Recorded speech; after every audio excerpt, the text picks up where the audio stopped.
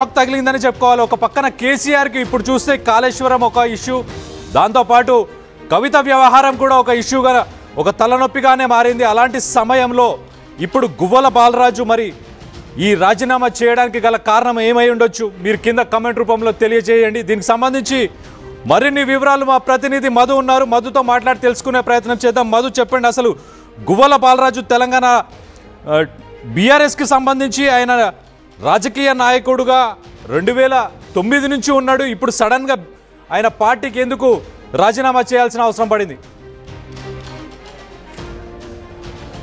అంటే గత కొంతకాలంగా పార్టీ పైన అసంతృప్తితో ఉన్నట్టుగా తెలుస్తూ ఉంది. మాజీ ఎమ్మెల్యే గువ్వల బాలరాజు అచ్చంపేట నుంచి ఎమ్మెల్యేగా గెలిచారు. విద్యార్థి నాయకుడిగా తెలంగాణ ఉద్యమంలో పాల్గొన్నారు. అలా చెరదీసినటువంటి నాయకుల్లో గువ్వల బాలరాజు కూడా ఒకరు. అట్లా చాలామంది విద్యార్థి నాయకులుగా ఎమ్మెల్యేగా ఎదిగారు. తర్వాత జరిగినటువంటి పరిణామాలు అత్యంత విశ్వాసంగానే బీఆర్ఎస్ పార్టీకి పనిచేశారు. కానీ చివరి క్షణంలో ఏం జరిగిందో తెలీదు.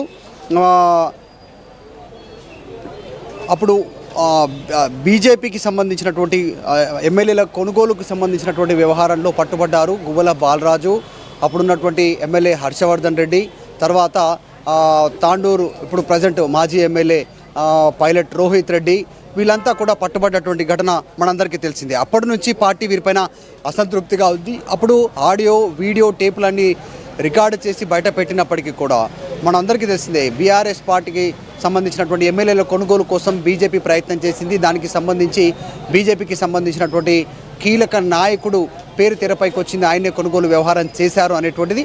ఆ నేపథ్యంలో వీరందరూ తెరపైకి వచ్చారు, అప్పుడు సీరియస్ అయ్యారు. సో మొత్తానికి ఆయన పార్టీ పైన అసంతృప్తి వ్యక్తం చేస్తూ లేఖ రాశారు కేసీఆర్కి రాజీనామా చేస్తున్నట్టుగా.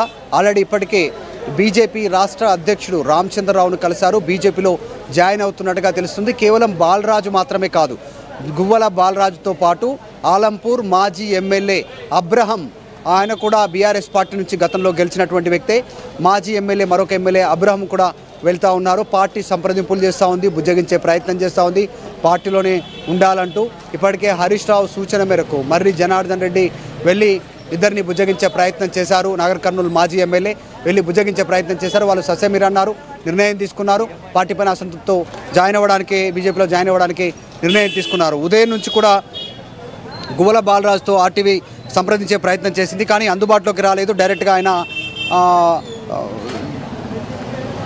బీజేపీకి సంబంధించినటువంటి నాయకుల బీజేపీకి సంబంధించిన నాయకులతో సంప్రదింపులు చేసినట్టుగా తెలుస్తూ ఉంది. ఇప్పటికే బీఆర్ఎస్ ఒకవైపు కొట్టుమిట్టాడుతూ ఉంది. ఈ అధికారం కోల్పోయింది 2023 సార్వత్రిక అసెంబ్లీ ఎన్నికల్లో. తర్వాత కేసీఆర్ గాయపడ్డారు. తర్వాత జరిగినటువంటి పరిణామాల్లో పార్లమెంట్ ఎన్నికల్లో బీఆర్ఎస్ కోలుకోలేక ఒక్క స్థానం కూడా సంపాదించుకోలేనటువంటి పరిస్థితి, సాధించలేనటువంటి సిచ్యువేషన్ పార్లమెంట్ ఎన్నికల్లో. అదే పార్లమెంట్ ఎన్నికలతో పాటు జరిగినటువంటి బై ఎలక్షన్, అనివార్య కారణాలతో వచ్చినటువంటి కంటోన్మెంట్ ఎన్నికలకు సంబంధించి అక్కడ పార్టీ సీటును కోల్పోయింది. మళ్ళీ ఇప్పుడు జూబ్లీహిల్స్లో మరొక బీఆర్ఎస్ పార్టీ ఎమ్మెల్యే చనిపోయారు, అక్కడ ఉప ఎన్నిక జరుగుతూ ఉంది. ఇవన్నీ జరుగుతూ ఉంటే బీఆర్ఎస్ పార్టీకి సంబంధించినటువంటి మొత్తం 10 మంది ఎమ్మెల్యేలు పార్టీ మారారు, కాంగ్రెస్లోకి వెళ్ళారు. వాళ్ళు వెళ్ళగానే ఇప్పుడు ఇద్దరు మాజీ డైరెక్ట్గా ఎమ్మెల్యేలు అత్యంత సన్నిహితంగా ఉన్నటువంటి, మొదటి నుంచి బీఆర్ఎస్తో ట్రావెల్ చేసినటువంటి వాళ్ళు, ఉద్యమంలో ట్రావెల్ చేసినటువంటి విద్యార్థి నాయకులుగా ఎదిగినటువంటి వాళ్ళు, వీళ్ళిద్దరూ కూడా వెళ్ళిపోయినటువంటి పరిస్థితి, వెళ్ళిపోతున్నటువంటి సిచ్యువేషన్. ఒక గువ్వల బాలరాజు, మాజీ ఎమ్మెల్యే అబ్రహం ఇద్దరు కూడా పార్టీ మారుతున్నట్టుగా నిర్ణయం తీసుకోవడం జరిగింది. పార్టీ ప్రయత్నాలు చేస్తుంది, ఆపే ప్రయత్నం, కానీ వాళ్ళు వినేటువంటి పరిస్థితి లేదు. ఇన్ని ఇబ్బందులు ఎదురవుతున్న సందర్భంలో ఆల్రెడీ కాళేశ్వరం కమిషన్ వైపు తర్వాత నివేదిక సమర్పించింది. ఆల్రెడీ కవిత రూపంలో పెద్ద ఎత్తున ఇబ్బందికర పరిస్థితి ఉంది, ఫ్యామిలీలో ఇబ్బందికర పరిస్థితి ఉంది, డిస్ప్యూట్స్ తెరపైకి రావడము, ఆమె సపరేట్గా స్టేట్మెంట్ చేయడము, కొన్ని వివాదాలు తెరపైకి రావడం, ఇవన్నీ నేపథ్యంలో సో మొత్తానికి బీఆర్ఎస్ ఒక రాజకీయ పరమైనటువంటి ఒక కుదుపుకు గురవుతున్నటువంటి సిచ్యువేషన్ కొనసాగుతోంది. కాబట్టి ఇప్పుడు ఇద్దరు అచ్చంపేట మాజీ ఎమ్మెల్యే, ఆలంపూర్ మాజీ ఎమ్మెల్యే గువ్వల బాలరాజు, ఈయన అబ్రహం ఇద్దరు పార్టీ మారడానికి నిర్ణయం తీసుకోవడం, డైరెక్ట్గా లేఖను బయటికి చెప్పడంతో పెద్ద ఎత్తున చర్చనీయాంశం అవుతా ఉంది. పార్టీ కూడా రెస్పాండ్ అయ్యేటువంటి అవకాశం ఉంది. పార్టీకి సంబంధించిన మాజీ మంత్రులు, ఆ జిల్లాకు సంబంధించి నిరంజన్ రెడ్డి కావచ్చు, శ్రీనివాస్ గౌడ్, వీళ్ళంతా కూడా బుజ్జగించేటువంటి అవకాశం ఉంది వెళ్ళి. కానీ వాళ్ళు ఇప్పటికే పార్టీ అధ్యక్షుడు బీజేపీకి సంబంధించిన రామచంద్రరావును కలిసినట్టుగా తెలుస్తూ ఉంది. ఆల్రెడీ మాజీ ముఖ్యమంత్రి కేసీఆర్కు లేఖను కూడా పంపినట్టుగా తెలుస్తూ ఉంది. సో మొత్తానికి బీఆర్ఎస్కు ఒక బిగ్ షాక్ అని చెప్పాలి. ఉమ్మడి పాలమూరు జిల్లాలో ఒకప్పుడు పెద్ద ఎత్తున ప్రభావం చూపినటువంటి బీఆర్ఎస్ 10 సంవత్సరాల కాలంలో అధికారం కోల్పోయిన వెంటనే ఒక్కొక్కరు చేజారిపోతున్నటువంటి సిచ్యువేషన్ ఉంది. అన్నిటికంటే ముఖ్యంగా కొనుగోలు వ్యవహారానికి సంబంధించి అప్పుడు ఫోన్ ట్యాపింగ్కి సంబంధించినటువంటి ఎవరైనా స్పందించారా దీనిపై వచ్చారనేటువంటి చర్చ జరిగింది. వాళ్ళు ఫోన్ ట్యాపింగ్ చేయడంతో దాంట్లో వీళ్ళ పేర్లు బయటకు వచ్చాయి. కాబట్టి అప్పటి నుంచి పొసగట్లేదు, పార్టీకి నమ్మక ద్రోహం చేశానటువంటి చర్చ కూడా ఒకవైపు ఉంది. గత కొంతకాలంగా గువ్వల బాలరాజుకి ప్రాధాన్యత దక్కట్లేదు, పార్టీలో దక్కదా. అప్పటి నుంచి ఆయన అసంతృప్తిగానే ఉన్నట్టుగా తెలుస్తుంది. ఎన్ని రోజులు అణిగిమణిగి ఉంటాము, ఇంకెన్ని రోజులు వాళ్ళు చెప్పినట్టు వింటామనేటువంటి స్టేట్మెంట్ కూడా గతంలో చేసినట్టుగా కనిపిస్తూ ఉంది.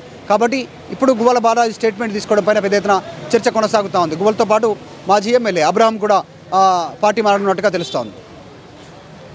సో మనం చూస్తే బీఆర్ఎస్కి బిగ్ షాక్ తగిలిందని చెప్పుకోవాలి. బీఆర్ఎస్కి మాజీ ఎమ్మెల్యే గువ్వల బాలరాజు రాజీనామా చేశారు. రాజీనామా చేసిన లేఖని కేసీఆర్కి పంపించినట్టు తెలుస్తుంది. గువ్వల బాలరాజు రాజకీయ ప్రస్థానం ఒక్కసారి చూద్దాం. ఆయన 2009లో నాగర్ కర్నూలు లోక్సభ నియోజకవర్గానికి ఆయన పోటీ చేశారు. పోటీ చేసినప్పుడు అప్పుడు మందా జగన్నాథ్ చేతిలో ఓడిపోయారు. దాని తర్వాత 2014లో జరిగిన తెలంగాణ సార్వత్రిక ఎన్నికల్లో భాగంగా ఆయన తెలంగాణ రాష్ట్ర సమితి పార్టీ అభ్యర్థిగా అచ్చంపేట్ శాసనసభ నుంచి నియోజకవర్గం నుంచి పోటీ చేసి ఆయన కాంగ్రెస్ పార్టీ అభ్యర్థి చిక్కుడు వంశీకృష్ణపై గెలిచారు. దాని తర్వాత 2018లో కూడా ఆయన మరొకసారి పార్టీ టికెట్పై అచ్చంపేట్ శాసనసభ నియోజకవర్గం నుంచి మళ్ళీ పోటీ చేసి ఆయన కాంగ్రెస్ పార్టీ అభ్యర్థిపై మళ్ళీ గెలిచారు. సో రెండుసార్లు ఆయన గెలిచిన తర్వాత 2023లో జరిగిన శాసనసభ ఎన్నికల్లో అచ్చంపేట నుంచి ఆయన బీఆర్ఎస్ ఎమ్మెల్యే అభ్యర్థిగా పోటీ చేసి ఓడిపోయారు. సో ఈయన రాజకీయ ప్రస్థానం ఇన్ని సంవత్సరాలు గడిచిన తర్వాత ఇప్పుడు ఆయన భాజపాకి వెళ్ళే అవకాశం ఉందని చెప్పి మన ప్రతినిధి మధు కూడా చెప్పడం జరుగుతుంది. ఒక్కసారి బీఆర్ఎస్కి పెద్ద షాక్ అనే చెప్పుకోవాలి. ఈ మధ్యకాలంలో మనం చూస్తే ఒక పక్కన కవిత వ్యవహారం అలా ఉండగా మళ్ళీ కాళేశ్వరంకి సంబంధించి కూడా ఇప్పుడు సిట్ వేశారు. దానిపై ఆల్రెడీ కమిషన్ నివేదిక ఇచ్చింది. నివేదిక ఇచ్చి వాళ్ళ కేబినెట్ మీటింగ్ కూడా జరుగుతున్న సమయంలో ఇప్పుడు గువ్వల బాలరాజు మరొక షాక్ ఇచ్చినట్టు తెలుస్తుంది. సో దీనికి సంబంధించి మీరేమనుకుంటున్నారు? మాజీ ఆలంపూర్కి సంబంధించిన ఒక మంత్రి మాజీ ఎమ్మెల్యే అబ్రహాం కూడా ఈ పార్టీకి సంబంధించి ఆయన ఉన్నారు. దానికి సంబంధించి ఒక్కసారి ఆయన ఏ లెటర్ పంపించారో ఆ లెటర్కి సంబంధించి వివరాలు మన దగ్గర ఇప్పుడు ప్రస్తుతం ఆ లెటర్ ఉంది. ఆ లెటర్ చదివే ప్రయత్నం చేస్తాను మీకోసం. ఒక్కసారి ఆ లెటర్లో ఏం రాసిందంటే, టు శ్రీ కల్వకుంట్ల చంద్రశేఖరరావు గారు, former chief minister of Telangana state. Respecter sir, I hope this message finds you in good health and high spirits. With folded hands and deep respect, I wish to submit my resignation from my position in the party and my responsibilities effective 2nd August 2025. This decision has not come easy. It deeply pains me to step away, more so during a time when unity and support are most needed. I find no words strong enough to express the pain I feel while making this decision. అంటే ఈ decision తీసుకోవడం నాకు అంత ఈజీగా అనిపించట్లేదు, చాలా బాధతోని నేను పక్కకు జరిగిపోతున్నాను అని చెప్పి ఆయన చెప్తున్నారు. ఎప్పుడైతే